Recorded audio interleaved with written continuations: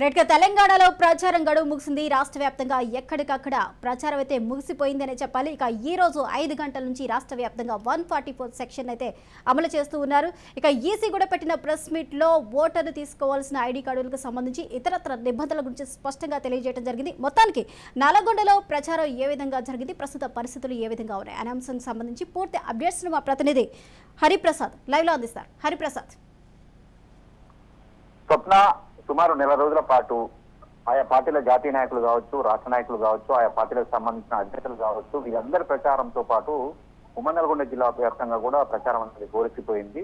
ఈ సాయంత్రం 5 గంటల నుంచి కూడా ఆ ప్రచారానికి స్థిరపడింది as per election commission guidelines. దీంతో ఎక్కడికక్కడ ఇప్పటి వరకు ప్రతి గ్రామంలో, ప్రతి విలేజ్ లో, ప్రతి పట్టణంలో ఏదైతే సందడి నెలకొన్న ఎన్నికల ప్రచారం అనేది మొత్తం కూడా రోజైపోయింది. దీంట్లో నేపథ్యంలోనే జాతీయ నేతలు అమిత్ షా లాంటి నేతలు, అదేవిధంగా ప్రధానమంత్రి మోడీ, అదేవిధంగా Priyanka Gandhi, Revanth Reddy, KCR, KTR road show, Harish Ravula road షోలు, అదేవిధంగా అన్ని పార్టీలకు సంబంధించిన మా దగ్గర అయితే సూర్యాపేట నియోజకవర్గంలో బీఎస్పీ అధినేత మాయావతి కూడా వచ్చి ప్రచారం చేసింది. అంటే వాళ్ళ బలాబలాలు, వాళ్ళు ఏం చేస్తారు, వాళ్ళ మేనిఫెస్టో ఏందనేది ప్రజల ముందుకు తీసుకురావడంలో మాత్రం ప్రచార హోరు మాత్రం కొనసాగిందని చెప్పుకోవచ్చు.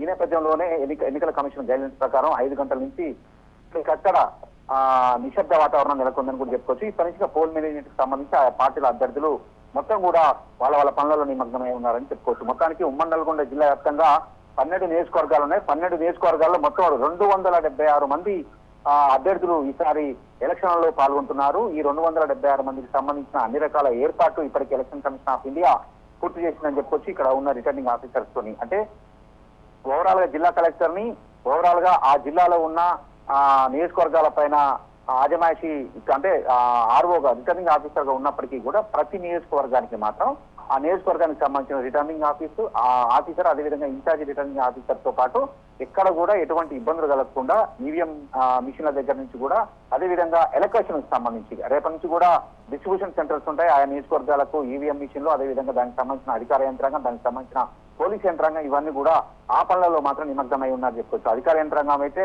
ఆ పనులలో నిమగ్నమై ఉంది. ఇక ప్రచారానికి సంబంధించి స్థిరపడింది. కానీ ప్రచారం తర్వాత ఓటర్లని ప్రసన్నం చేసుకోవడానికి ఇంటర్నల్ గా ఏదైతే అంశాలు ఉంటాయో ఆ ఇంటర్నల్ గా చేసే అంశాలకు సంబంధించి మాత్రం అందరూ అభ్యర్థులు కూడా చాలా కీలకంగా వ్యవహరిస్తున్నారు. ఈ రోజు సాయంత్రం నుంచే ఆ పనిలో ఉంటున్నారు. ఇంకా సేమ్ టైం ఎలక్షన్ కమిషన్ ఏవైతే ఫ్లయింగ్ స్క్వాడ్స్ ఉన్నాయో ఫ్లయింగ్ స్క్వాడ్స్ కూడా ఎక్కడైనా ప్రలోభాలకు గురి చేస్తున్నారనే అంశానికి సంబంధించి కూడా మండలానికి ఆల్రెడీ ఫ్లయింగ్ స్క్వాడ్స్ ఉన్నాయి. ఎక్స్ట్రా కూడా మొబైల్ ఫ్లయింగ్ స్క్వాడ్స్ ఆఫీసర్స్ ని ఈసారి ఎలక్షన్ కమిషన్ ఆఫ్ ఇండియా నియమించింది. కాబట్టి ఎక్కడ కూడా ఎటువంటి ప్రలోభాలకు గురి కాకుండా వాళ్ళు కూడా ఎక్కడికక్కడ ఖచ్చితమైన ఏర్పాట్లు చేసుకుంటూనే వాళ్ళందరినీ కూడా నిశ్చితంగా పరిశీలిస్తున్నారు. ఎక్కడ ఎటువంటి అవాంఛనీయ సంఘటన జరిగినా, ఎక్కడ ప్రలోభాలకు గురి చేసేటట్టు వాళ్ళకు అనుమానం వచ్చినా, అదేవిధంగా యాప్ల ద్వారా, సివిజిల్ యాప్స్ ద్వారా కూడా వాళ్ళకి కంప్లైంట్ ఇచ్చినా కూడా వెంటనే వెళ్ళడానికి మాత్రం ఆర్ఓ గారు, అంటే నల్గొండ జిల్లాకు సంబంధించి కర్ణన్, అదేవిధంగా యాదాద్రి భువనగిరి జిల్లా కలెక్టర్, అదేవిధంగా సూర్యాపేట జిల్లా కలెక్టర్, వీళ్ళ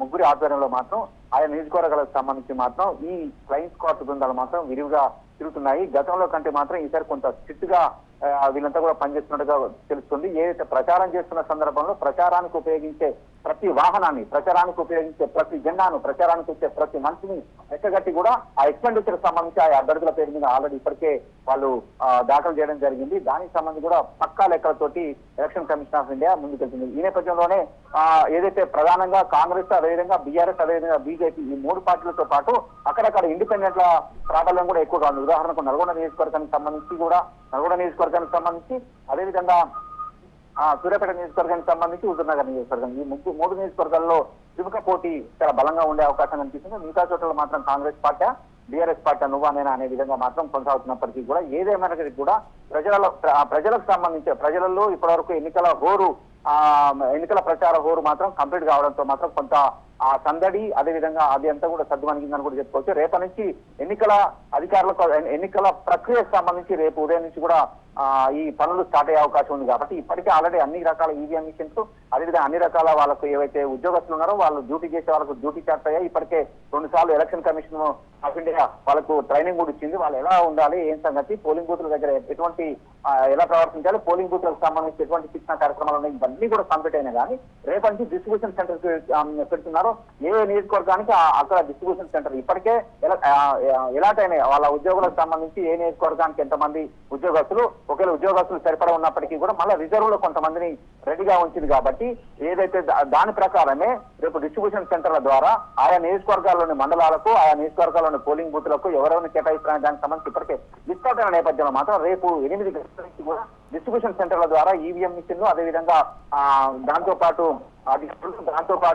పోలింగ్ సిబ్బంది దాంతో పాటు పోలీసులు కూడా వెళ్లే అవకాశం ఉంది. రేపు సాయంత్రం 6 గంటల వరకు ఆయా పోలింగ్ బూత్లలో ప్రతి ఒక్క అంటే ఎలక్షన్ కమిషన్ గైడ్ లైన్స్ ప్రకారం ఎలక్షన్ కమిషన్ ఏదైతే డ్యూటీ వేసిందో ఆ డ్యూటీ వేసిన ప్రతి ఒక్కరు కూడా రేపు సాయంత్రం 6 గంటల వరకు ఆయా పోలింగ్ బూత్లకు వెళ్లేలా అన్ని రకాల ఏర్పాట్లు కూడా పూర్తి చేశారు. కాబట్టి ఒకవైపు పోలింగ్ బూత్ల దగ్గరకు సంబంధించి ఈవీఎం మిషన్లు చేర్చడం కావచ్చు, అదేవిధంగా అధికారులకు అదేవిధంగా ఆ పోలింగ్ బూత్ కి సంబంధించిన polling officer, assistant polling officer వీళ్ళందరినీ కూడా అక్కడికి ఎలక్ట్ చేయడంతో పాటు మరోవైపు ప్రలోభాలకు గురి కాకుండా ప్రలోభాలు పెడుతున్న సందర్భంలో అవి ఎలా పట్టుకోవాలని దానికి సంబంధించి మాత్రం సపరేట్ దానికే డివైడ్ చేసేసి ఎవరి వరకు వాళ్ళు సీరియస్ గా చేస్తున్న పరిస్థితి మాత్రం. హరిప్రసాద్ తొలిసారిగా ఈసీ మనకి హోమ్ ఓటింగ్ అనే ప్రక్రియను అయితే స్టార్ట్ చేయడం జరిగింది. గతంలో మనం పోస్టల్ బ్యాలెట్ కి సంబంధించి మనం విన్నాము. కాకపోతే తొలిసారిగా ఈసీ హోమ్ ఓటింగ్ ని ఇంట్రొడ్యూస్ చేసింది. మరి దీనికి సంబంధించిన ప్రాసెస్ ఏంటి, ఏం జరుగుతుంది?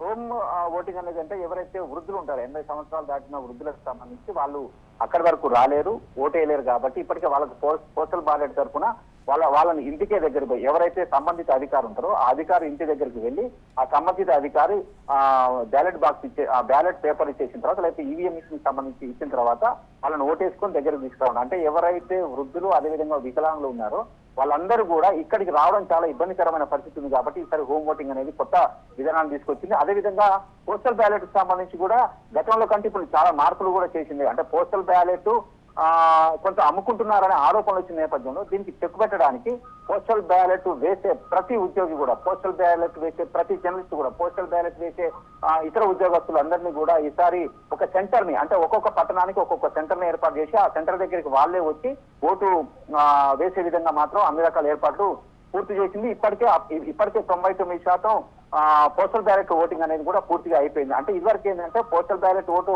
ఆ వ్యక్తికే ఇచ్చేస్తే ఆ వ్యక్తి పోస్టల్ ద్వారా పూర్తి చేసేవాడు. ఇప్పుడు అట్లా కాకుండా కొన్ని సెంటర్లలో సపోజ్ నల్గొండ జిల్లా కేంద్రానికి సంబంధించి ఆర్డీఓ కార్యాలయం అంటే ఆర్ఓ కార్యాలయం కావచ్చు, అదేవిధంగా వేరే జూనియర్ కాలేజీలో కావచ్చు ఇలా సెంటర్స్ పెట్టారు. ఈ సెంటర్లలో అక్కడైతే ఎవరైతే పోస్టల్ బ్యాలెట్ యూజ్ చేసుకుంటున్నారో ఆ పోస్టల్ బ్యాలెట్ సంబంధించిన యూజ్ చేసుకునే వాళ్ళు అక్కడికి వచ్చి వాళ్ళ ఓటును వేసేసి అక్కడనే అందరూ అంటే రిటర్నింగ్ ఆఫీసర్స్ వీళ్ళందరూ సమక్షం మాత్రం ఓటేసి వెళ్ళిపోయే విధంగా మాత్రం ఈసారి చేసింది. కాబట్టి ఇప్పటికే 99% ఆ పోస్టల్ బ్యాలెట్ అనేది సక్సెస్ అయింది. అదేవిధంగా హోమ్ కు సంబంధించిన ఏదైతే ఓటింగ్ ఉన్నదో అది కూడా సక్సెస్ అయిందని కూడా చెప్పుకోవచ్చు. ఎక్కడికక్కడ అంటే ఎక్కడైతే ఇబ్బంది జరుగుతుందో, ఎక్కడైతే అంటే ఈ బ్యాలెట్ విషయంలో ఓటింగ్ వేసే విషయంలో ఎక్కడైతే ప్రలోభాలకు గురి చేయడానికి అవకాశం ఉంటుందో వాటన్నిటిని కూడా కాన్సన్ట్రేషన్ చేసి ఈసారి ఎక్స్క్లూజివ్ గా వాటినన్నిటి కూడా తప్పించడానికే ఎలక్షన్ కమిషన్ ఆఫ్ ఇండియా ఎప్పటికప్పుడు సవరణలు చేసుకుంటూ ముందుకెళ్తుందని చెప్పుకోవచ్చు.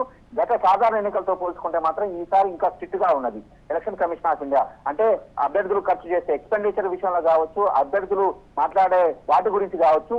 ఎందుకంటే ఉదాహరణకు ఏదైతే నిన్న మనం చూసాము రైతు బంధు పైసలకు సంబంధించి మొత్తం అంటే ఈ రోజు ఉదయం అంటే మంగళవారం రోజు ఉదయం పడతాయని హరీష్ రావు చేసిన వ్యాఖ్యలను సీరియస్ గా తీసుకున్న ఎలక్షన్ కమిషన్ ఆఫ్ ఇండియా మొత్తం దాన్ని ఆపేసింది. అంటే ఎక్కడ కూడా ప్రలోభాలకు గురి చేసే ఏ అంశమైనా సరే, ప్రలోభాలకు గురి చేసే ఏ విధమైన ఆలోచన అయినా సరే మాత్రం election commission of India serious గా తీసుకొని దాన్ని చాలా పకడ్బందీగా అమలు చేస్తుందని కూడా చెప్పుకోవచ్చు. తప్ప ఓవరాల్ గా ఇప్పటివరకైతే ప్రచార పర్వం ముగిసింది. చాలా మంది అభ్యర్థులు చాలా అలసిపోయిన తర్వాత ఇవాళ ఈ రోజు నైట్ అదేవిధంగా రేపు నైట్ వరకు కూడా వాళ్ళు ఏదైతే పోల్ మేనేజ్మెంట్ చేయాలనుకుంటున్నారు అంటే చేయి గుర్తుపైన ఓటేయండి, కారు గుర్తుపైన ఓటేయండి, కమలం పువ్వు గుర్తుపైన ఓటేయండి, సింహం గుర్తుపైన ఇవన్నీ కూడా వాళ్ళు ఇంటర్నల్ గా అంటే ఎలక్షన్ కమిషన్ ఆఫ్ ఇండియా అంటే కంట్రోల్ పడకుండా ఇంటర్నల్ గా ప్రచారం చేసుకునే వెసులుబాటు ఉంది. కాబట్టి ఆ ఇంటర్నల్ గా ప్రచారం చేస్తున్న సందర్భంలో కూడా ఏదైతే ఫ్లయింగ్ స్క్వాడ్స్ ఉన్నాయో ఆ ఫ్లయింగ్ స్క్వాడ్స్ కూడా తప్పకుండా వాళ్ళందరినీ కూడా టార్గెట్ చేసేసి ఒకవేళ వాళ్ళ దృష్టికి వచ్చినట్టయితే మాత్రం వాళ్ళు వెంటనే కేసులు నమోదు చేస్తున్నారు. ఉదాహరణకి ఈ రోజు మునుగోడు నియోజకవర్గంలో బీఆర్ఎస్ అభ్యర్థికి సంబంధించిన కొంతమంది కార్యకర్తలు పోల్ మేనేజ్మెంట్ చేస్తున్న సందర్భంలో 48,000 రూపాయలు పట్టుకోవడం జరిగింది. అదేవిధంగా వాటిని సీజ్ చేయడం జరిగింది, వాళ్ళపైన కేసు నమోదు చేయడం. అంటే ఓవరాల్ గా చూసుకుంటే తన అధికార పార్టీ, ప్రతిపక్ష పార్టీ, ఇండిపెండెంట్ అనే తేడా లేకుండా election commission of India guidelines ప్రకారము, ఎలక్షన్ కమిషన్ ఆఫ్ ఇండియా సూచనల ప్రకారం మాత్రం అధికారులు చాలా స్ట్రిక్ట్ గా వ్యవహరిస్తున్నారు. కాబట్టి కొంత ఈ ప్రలోభాలకు గురి చేసే విషయం కావచ్చు, అదేవిధంగా పోల్ మేనేజ్మెంట్ మాత్రం కొంత అభ్యర్థులకు కత్తి మీద సామలాగానే మారిందని కూడా చెప్పుకోవచ్చు. అయితే హరిప్రసాద్, మొత్తంగా ఉమ్మడి నల్గొండ వ్యాప్తంగా అక్కడ ఎన్ని పోలింగ్ కేంద్రాలను ఏర్పాటు చేయడం జరిగింది, మరి అక్కడ ఈవీఎంలో ఎప్పటికి చేరుకునే అవకాశం ఉంది, దానికి సంబంధించి భద్రతా పరంగా ఎలాంటి కార్యక్రమాలు జరుగుతున్నాయి? కట్టుదిట్టమైన భద్రతా ఏర్పాట్లు పూర్తి చేశారు. ఎందుకంటే దీంట్లో 3 టైప్స్ ఆఫ్ ఈవీఎం మిషన్లు, 3 టైప్స్ ఆఫ్ పోలింగ్ కేంద్రాలు ఉన్నాయి. ఈ 3 టైప్స్ పోలింగ్ కేంద్రాలు అంటే సమస్యాత్మక పోలింగ్ కేంద్రాలు, అత్యంత సమస్యాత్మక పోలింగ్ కేంద్రాలు, మామూలుగా సాధారణ పోలింగ్ కేంద్రాలు. ఈ 3 డివైడ్ చేసిన తర్వాత అత్యంత సమస్యాత్మక కేంద్రాలకు సంబంధించి సిఆర్పిఎఫ్ బలగాలతో పాటు కొంతమంది స్పెషల్ పోలీసులు పెట్టి అదేవిధంగా స్థానికంగా ఉన్న పోలీసులను కూడా కేటాయిస్తున్నారు. అత్యంత సమస్యాత్మక కేంద్రాల వద్ద కట్టుదిట్టమైన భద్రతా ఏర్పాట్లు పూర్తి చేసింది. సమస్యాత్మక కేంద్రాల వద్ద కూడా కట్టుదిట్టమైన భద్రతా ఏర్పాట్లు పూర్తి చేసింది. సాధారణంగా ఉండే కేంద్రాల వద్ద మాత్రం 144 సెక్షన్ తో పాటు ఏవైతే గైడ్లైన్స్ ప్రకారం, పోలీసులకు ఇచ్చిన గైడ్లైన్స్ ప్రకారం ఎవరెవరు ఎట్లా ప్రవర్తించాలనే దానికి సంబంధించి కూడా ఎంత కూడా కట్టుదిట్టమైన ఏర్పాట్లు పూర్తి చేసింది. కాబట్టి ఎక్కడ కూడా ఎటువంటి అవాంఛనీయ సంఘటన జరగదు. ఎందుకంటే ప్రతి పోలింగ్ స్టేషన్ దగ్గర అది సమస్యాత్మకమైన పోలింగ్ కేంద్రమైన, అత్యంత సమస్యాత్మకమైన పోలింగ్ కేంద్రమైన, సాధారణమైన పోలింగ్ కేంద్రమైన 144 సెక్షన్ తీసుకుంది. అంటే 144 సెక్షన్ 100 మీటర్ల వరకు ఏ ఒక్క ప్రైవేట్ వెహికల్ కానీ, ఏ ఒక్క వ్యక్తి కానీ జెండాలు పట్టుకొని కానీ, గుర్తుకు సంబంధించింది కానీ కూడా ఎవరు కూడా తీసుకురావద్దు. దానికి సంబంధించి మాత్రం పోలీస్ శాఖకు ఎలక్షన్ కమిషన్ ఆఫ్ ఇండియా గట్టిగా గైడ్లైన్స్ జారీ చేసిన నేపథ్యం మాత్రం వాళ్ళు కూడా చాలా సీరియస్ గా ఉన్నారు. కట్టుదిట్టమైన ఏర్పాట్లు కూడా పూర్తి చేశారు. మొత్తానికి ఒక్కొక్క నియోజకవర్గానికి 300 పైన పోలింగ్ బూత్లు ఉన్నాయి. కాబట్టి సుమారు 3500 నుంచి 3600 వరకు ఉమ్మడి నల్గొండ జిల్లాలో పోలింగ్ బూత్లు ఉన్నాయి. ఆ ఉమ్మడి నల్గొండ జిల్లాలో పోలింగ్ బూత్లలో మాత్రం సుమారు 100 నుంచి 150 వరకు అత్యంత సమస్యాత్మక పోలింగ్ కేంద్రాలైన పోలింగ్ బూత్లు ఉన్నాయి. అదేవిధంగా ఇంకొక 60 నుంచి 70 వరకు మాత్రం సమస్యాత్మక ప్రాంతాలు ఉన్నాయి. మిగతా మొత్తం కూడా సజావుగా ఉండే అవకాశం ఉందంటే జనాలు కూడా కొంత ఆలోచన చేస్తారు. గతంలో లాగా పార్టీల కోసం కొట్టుకునే పరిస్థితి అయితే లేదు. అంటే పరస్పరం సహకరించుకుంటూ పార్టీలు కూడా పరస్పరం సహకరించుకుంటూ వాళ్ళ పని వాళ్ళు చేసుకుంటూ, వీళ్ళ పని వీళ్ళు చేసుకుంటూ మాత్రం ఓటు మొత్తం అంటే ఓటు వేసే పర్సంటేజ్ పెంచడానికి మాత్రం ఒకవైపు ఇప్పటికే ప్రభుత్వ అధికారులు ఇప్పటికే ఓటర్లని ఇప్పటికే వాళ్ళు రిక్వెస్ట్ చేయడం జరిగింది. కొన్ని కళారూపాలు, కళాజాతాల ద్వారా ఆ ఓటింగ్ పర్సెంట్ పెంచడానికి మాత్రం రిటర్నింగ్ ఆఫీసర్ చాలా ప్రయత్నాలు చేశారు. అదేవిధంగా ఇప్పుడు అభ్యర్థులు ఎవరైతే పోటీ చేస్తున్నారు, అభ్యర్థులు కూడా తమ పోలింగ్ కేంద్రంలో ఉన్న అందరూ ఓటర్లను కూడా ఓటింగ్ చేయించడానికి మాత్రం చాలా పెద్ద ఎత్తున వాళ్ళు ప్లాన్ చేసుకున్న నేపథ్యంలో మాత్రం ఈసారి సాధారణ ఎన్నికల్లో గతం కంటే ఈసారి ఎక్కువ పోలింగ్ శాతం నమోదయ్యే అవకాశాలు కనిపిస్తున్నాయి. కాబట్టి ఉదయం నుంచి సాయంత్రం వరకు కూడా కొద్ది కట్టుదిట్టమైన ఏర్పాట్ల మధ్యన రేపు ఒక్కరోజు అయితే మాత్రం ఎల్లుండి నుంచి మాత్రం పోలింగ్ స్టార్ట్ అయ్యే అవకాశం ఉంది. దానికి సంబంధించి ఇప్పటికే election commission of India guidelines ప్రకారం మాత్రం ఇటు పోలీసులు అటు అధికారులు మాత్రం అన్ని రకాల ఏర్పాట్లు పూర్తి చేశారని చెప్పవచ్చు. Thank you Hariprasad.